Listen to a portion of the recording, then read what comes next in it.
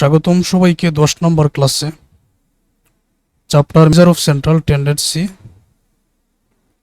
13 নম্বর অঙ্কের সমাধান আজকে বোঝানো হবে। এই যে 8, 9, 10 তিনটি ক্লাসের মধ্যে যে তিনটা অঙ্কের সমাধান বোঝানো হয়েছে, এই তিনটা ফর্মেট থেকে যে কোনো একটা অঙ্ক পরীক্ষায় 10 মার্কসের হয়ে থাকবে। তারপর প্রথম দিকে যে অঙ্কগুলোর সমাধান বোঝানো হয়েছে 10 মার্কসের হয়ে থাকবে, আর মাঝখানে যে পার্ট বি এর জন্য কিছু অঙ্কের সমাধান বোঝানো হয়েছে এগুলো পার্ট বিতে থাকবে। তারপর আগের যে চ্যাপ্টার ইন্ট্রোডাকশন চ্যাপ্টার যেটা বা ডাটা ক্লাসিফিকেশন, ওই চ্যাপ্টার থেকে তোমাদের আরও ম্যাথ পরীক্ষায় কমন হবে ইনশাল্লাহ। আচ্ছা, এখন দেখো এখানে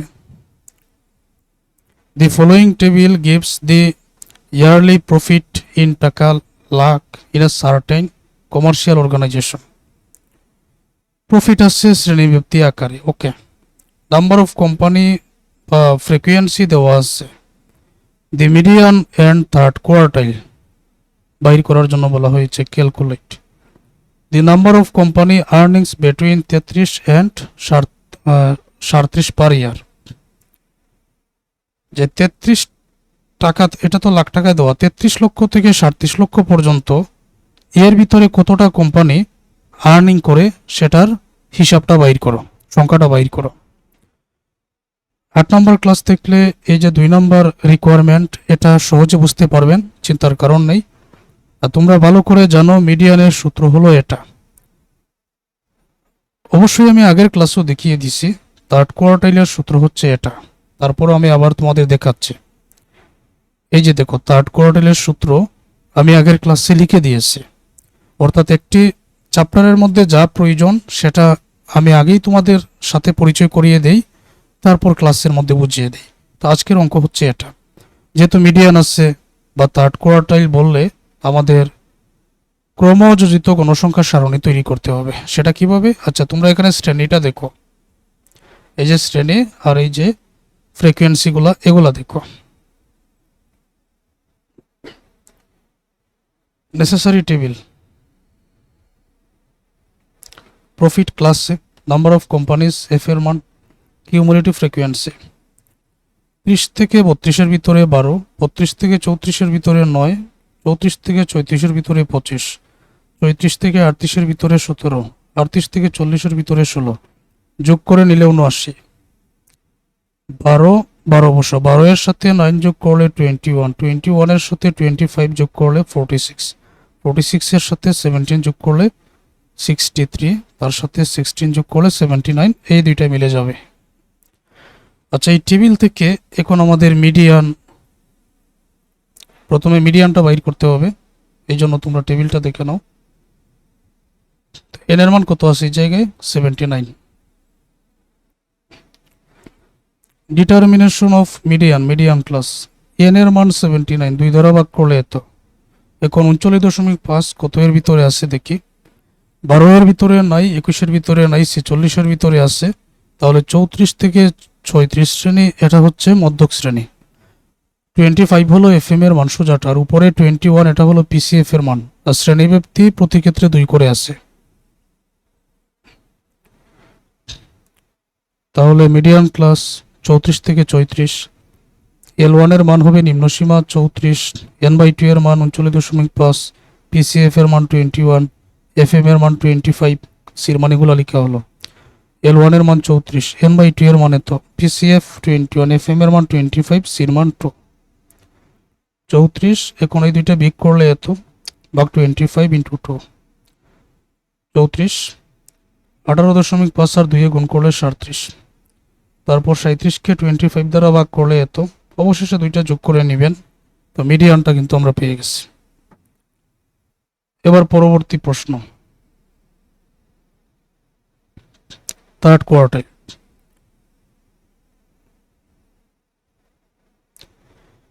সূত্র হলো এটা। তাহলে মিডিয়ানের মতো এই অংশে কি আছে? 3n/4। তো 3n/4 এর মান আগে বাইর করো।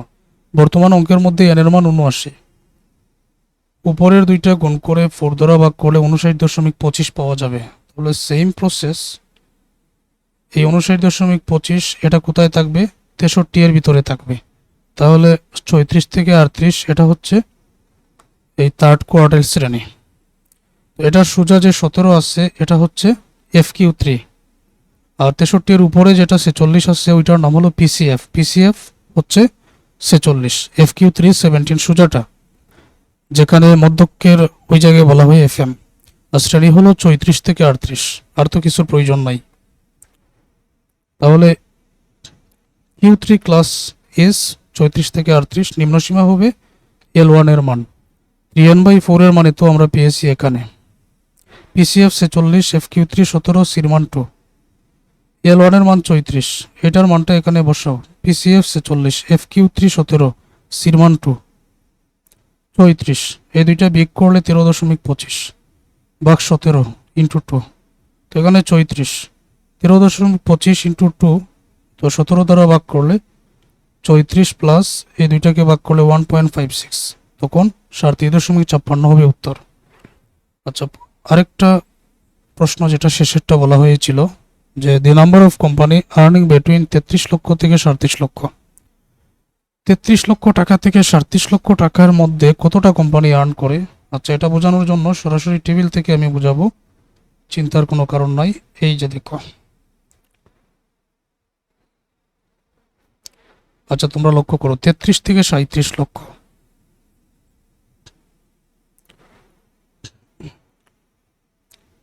33 লক্ষ টাকা থেকে 37 লক্ষ টাকা। আমি আশা করছি তোমাদের মনে আছে 30 থেকে 32 লক্ষ টাকা ইনকাম করে 12 জন, 32 থেকে 34 ইনকাম করে 9 জন, আবার আমার প্রয়োজন হলো 33। তাহলে 33 তো 32 থেকে 34-এর মধ্যে আছে, তো কি করা যায় এখন? এই যে দেখো, আমি এভাবে বলেছিলাম, যেখানে সবচেয়ে বড় হলো 34, আবার প্রয়োজন হলো 33, শ্রেণীব্যক্তি প্রতি ক্ষেত্রে 2 দ্বারা ভাগ করো, এখানে গুণ চিহ্ন দাও, গুণ দিলাম, তারপর এটার সোজা হলো 9 দ্বারা গুণ করো, তখন এখানে ঠিক কত টাকা সেটার উত্তর চলে আসে। 34 থেকে 34-এর মধ্যে 25 আছে, তো এখানে সরাসরি 25 জন চলে যাবে। আবার 34 থেকে 38 এখানে আছে 17, আমার 38 প্রয়োজন নাই, আমার প্রয়োজন হলো 37। তখন আমার নিয়মটা ছিল এরকম যে আমার প্রয়োজন হলো 37 থেকে তখন প্রথমটা বিয়োগ করা হবে, 37 থেকে প্রথমটা, ঠিক আছে, 37 বিয়োগ প্রথমটা আছে 34, শ্রেণীব্যাপ্তি 2, গুণ করা হবে 17 দ্বারা। ওকে, তখন এখানে আমরা পেয়ে যাব 4.5 যোগ 25 প্লাস এটা হচ্ছে 8.5। এই তিনটা যদি এখন আমরা যোগ করে নেই তাহলে উত্তরে পেয়ে যাব 38, মানে 38 জন। 33 লক্ষ টাকা থেকে 37 লক্ষ টাকা পর্যন্ত 38 জন ইনকাম করে থাকেন। তো এই কথাটাই এখানে লিখে দিতে হবে। এতক্ষণ পর্যন্ত আমি যা দেখালাম, the number of companies earning between 33 থেকে 37, এই অংশটা এতক্ষণ আমি লিখে বুঝিয়ে দিছি, তো 38 হলো উত্তর। ওকে, তাহলে একেবারে প্রথম থেকে ক্লাসগুলো দেখে সবগুলো ম্যাথ প্র্যাকটিস করো।